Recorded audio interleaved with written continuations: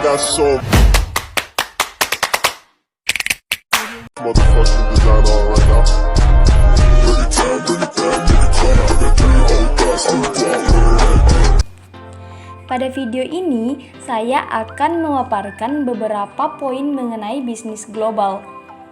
Berbicara mengenai bisnis global, seiring dengan semakin matangnya pasar domestik dan melambatnya pertumbuhan penjualan, maka perusahaan-perusahaan di setiap industri akan menyadari meningkatnya arti penting pengembangan bisnis di negara-negara lain.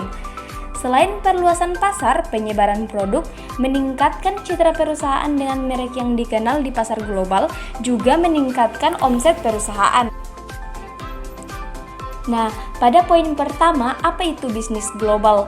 Jadi, bisnis global adalah kegiatan bisnis yang melampaui dan melewati batas-batas sebuah negara serta terkoneksi sedunia pada level kultural, politik, dan ekonomi dengan menghilangkan hambatan-hambatan komunikasi dan perdagangan.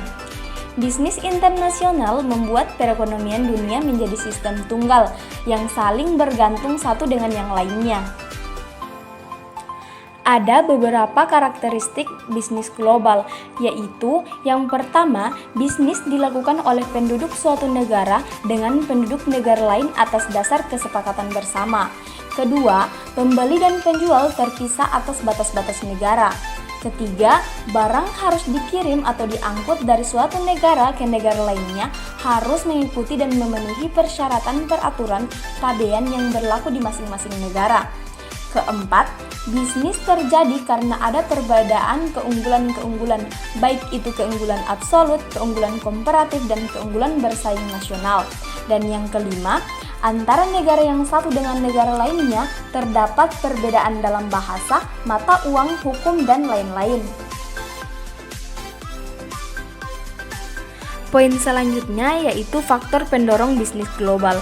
Ada beberapa faktor yang mendorong terjadinya bisnis global, yaitu yang pertama untuk memenuhi kebutuhan barang dan jasa di luar negeri. Kedua, untuk memperoleh manfaat-manfaat tertentu, seperti memperoleh tenaga kerja murah, lebih dekat dengan sumber bahan baku, menghindari hambatan-hambatan perdagangan berupa tarif. Ketiga, keinginan untuk memperoleh keuntungan dan meningkatkan pendapatan negara. Keempat, untuk meningkatkan citra perusahaan di dunia internasional dan domestik. Yang kelima, untuk mengekspor teknologi ke negara-negara terbelakang dalam rangka membuka pasar. Dan yang terakhir, terjadinya era globalisasi sehingga tidak satupun di dunia dapat dihidup sendiri. Beberapa kesepakatan antar negara yang memicu perdagangan internasional yaitu NAFTA, Uni Eropa, ASEAN, dan WTO.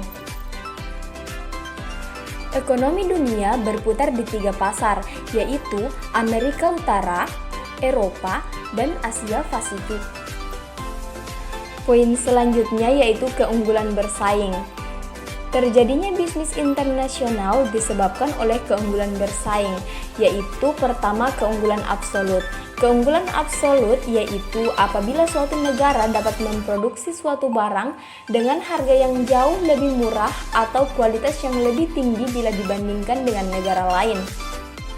Kedua, keunggulan komparatif. Keunggulan komparatif yaitu apabila suatu negara dapat memproduksi barang secara lebih efisien atau lebih baik daripada barang-barang lainnya. Yang ketiga, keunggulan bersaing nasional. Keunggulan bersaing nasional yaitu keunggulan yang berakar dari kombinasi faktor tenaga kerja, modal, kewirausahaan, sumber daya fisik, sumber daya informasi, kondisi permintaan, industri terkait, industri pendukung, strategi, struktur, dan persaingan. Beberapa manfaat dari bisnis internasional yaitu memperoleh barang dan jasa yang tidak dapat diproduksi di dalam negeri, memperoleh keuntungan dari spesialisasi, memperluas pasar industri dalam negeri, dan transfer teknologi modern dan meningkatkan produktivitas. Dalam bisnis internasional, terdapat istilah eksportir dan importir. Eksportir yaitu perusahaan yang mendistribusikan dan menjual produk kepada satu negara asing atau lebih, sedangkan importir yaitu perusahaan yang membeli produksi pasar asing dan kemudian mengimportnya kembali untuk dijual kembali di negaranya.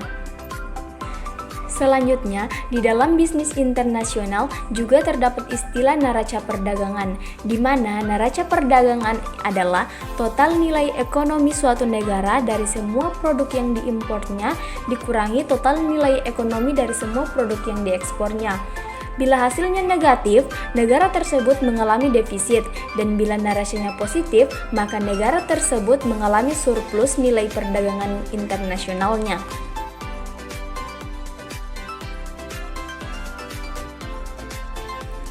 Selanjutnya, di dalam perdagangan internasional juga terdapat hambatan-hambatan. Secara umum, ada dua jenis hambatan perdagangan internasional, yaitu hambatan tarif dan hambatan non-tarif. Hambatan tarif seperti pajak, impor, pajak ekspor, dan lain-lain. Sedangkan hambatan non-tarif contohnya seperti pembatasan spesifik atas perdagangan cukai dan produksi masuk administratif, standar, partisipasi pemerintah dalam perdagangan, dan lain-lain. Selain itu, terdapat juga hambatan-hambatan lain seperti perbedaan sosial dan budaya, perbedaan ekonomi, perbedaan hukum dan politik, embargo, tarif, peraturan kandungan lokal, proteksi, dan subsidi.